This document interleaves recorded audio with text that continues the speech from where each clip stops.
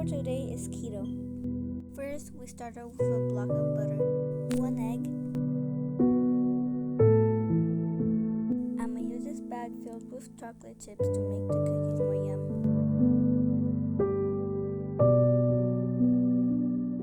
After that, we have to mix.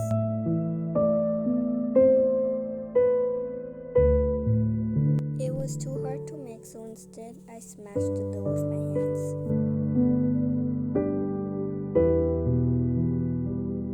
Here's how it's looking right now. Cleaning the mess I made. Now I need to form the dough to small balls. I had trouble forming them to balls. They were really sticky.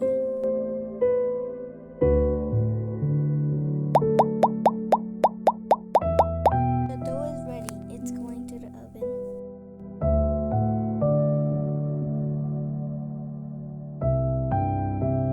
The cookies are finally done. Take a look.